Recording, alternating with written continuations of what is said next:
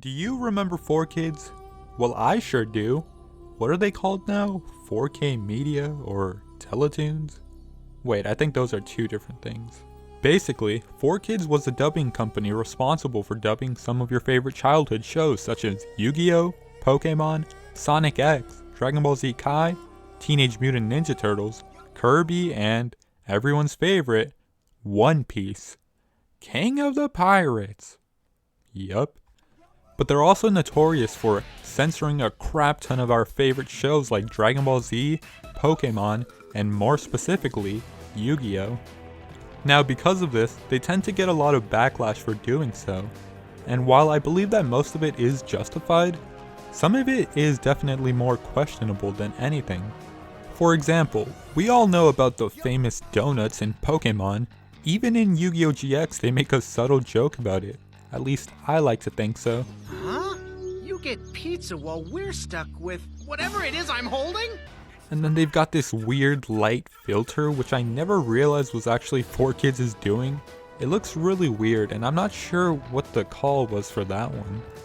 Also, if you're curious and haven't already seen this video about all the visual differences in 4Kids Yu-Gi-Oh! Versus original Yu-Gi-Oh! Apart from the different soundtrack and lines, then you should check out this video. This person has a ton of videos explaining that.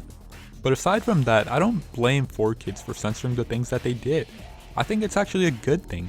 A lot of people dislike this because they want their Yu-Gi-Oh! Series to be edgy and cool. And I get that. I felt the exact same when I got back into Yu-Gi-Oh! Because of Tool Links. In that case, you can just watch the original and appreciate both pieces of art. Even though some cartoons, such as Looney Tunes, showcase the usage of certain weapons. RIP Lola Bunny. But at the same time, I don't think it's really a big deal. I mean, when you first watched Yu-Gi-Oh!, I don't think the censorship was really that much of a concern. And it didn't take away from your enjoyment or love for Yu-Gi-Oh! I don't think 4Kids' ideology was, kids aren't smart enough, they won't understand the concept of Japanese culture. Really, I think it's just a matter of not getting cancelled. I mean, I'm sure a lot of parents would make complaints about their child watching a show about death and weapons. Next thing you know, there's a Kotaku article about Yu-Gi-Oh! Getting shut down because it's not appropriate for a younger audience despite it being targeted towards them.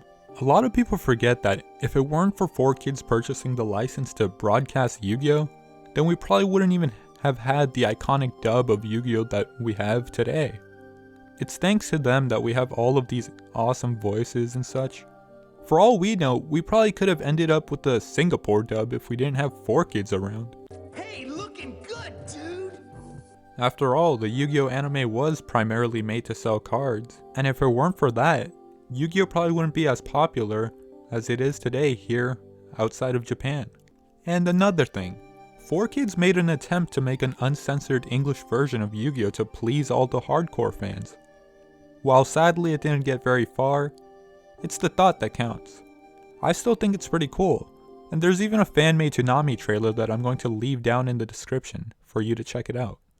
Come with me, Yugi. Down to hell. The world is changing, and people get offended by every little nuance. Just look at Lola Bunny. Imagine if the original Space Jam tried to pass off with that in today's society. Or other older films for that matter. They usually don't age well, but Yu-Gi-Oh! Has. In retrospect, it really is funny to see all these changes after watching Yu-Gi-Oh! For the first time. Ultimately, I think this censorship doesn't take away from the quality of Yu-Gi-Oh!